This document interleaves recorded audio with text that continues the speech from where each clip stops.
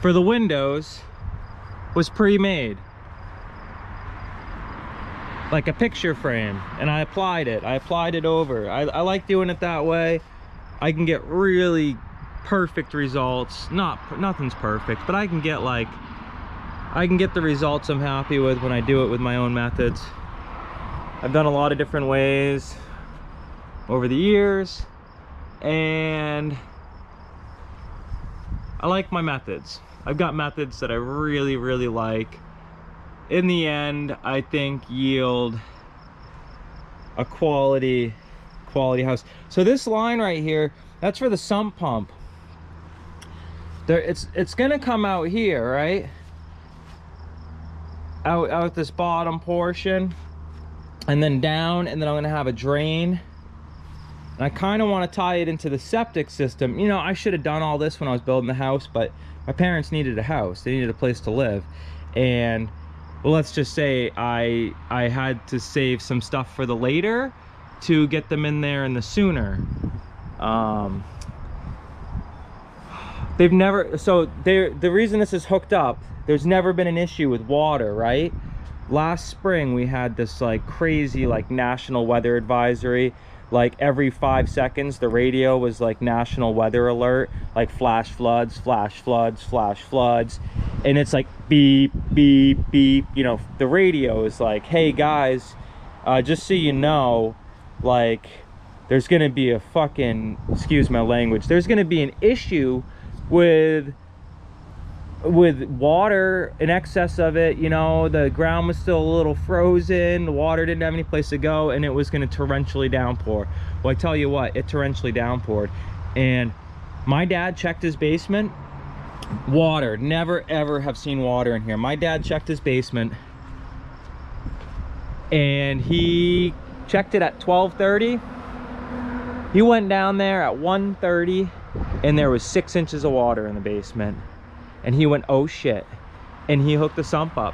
It was contractor's fault. That one comes on me. I bite the bullet for that one. I mean, that was my fault. I should have hooked it up. But this house has never seen water once, ever.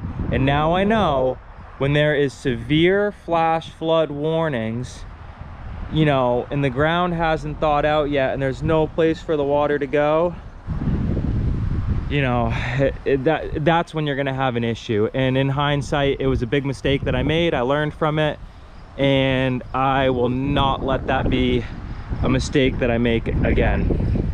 So yeah, this is his house, and I appreciate you for taking the time to see what I've been working on here for you know, this is 3 years of work. I took a year off,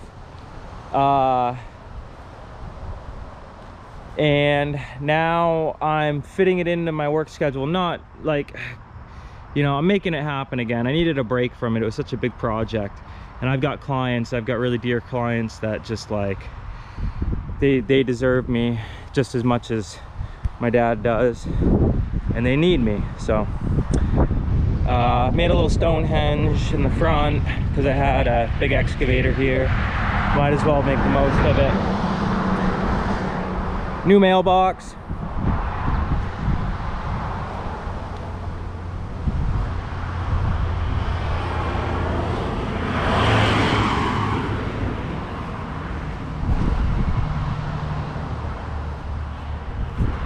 Built that mailbox out of salvage materials because I love building out of salvage materials. That's like that's my jam right there. I'm gonna finish the, now I got my, you see the Ford 420, the backhoe there. I'm gonna, you know, I'm gonna do some yard work. I'm gonna get this, there's this landscaper that's supposed to have been coming for like 2 years. So it takes 2 years for a guy to get some rocks from here to there, and it takes 3 years to do that. I don't know. Anyways, that's not my problem. I'm gonna get it done. I'm gonna make it happen. And then all around the house, I love, you know, I build a house, this is how I like to do it. I mean, that water, I got wicked overhangs. I mean, the drip edge, I wanted the drip edge like 2 inches off.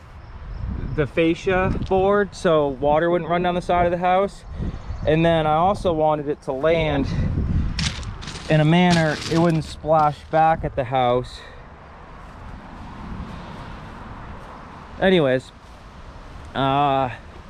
here's where you fill up the oil, you know. So here's the oil pipes, stuff like that. Septic system's over here. There's a tank, and I got some I got some sand or something here, so I'm gonna work on the lawn. Oh, I think my dad's cleaning lady just showed up. So anyways, I'm gonna go.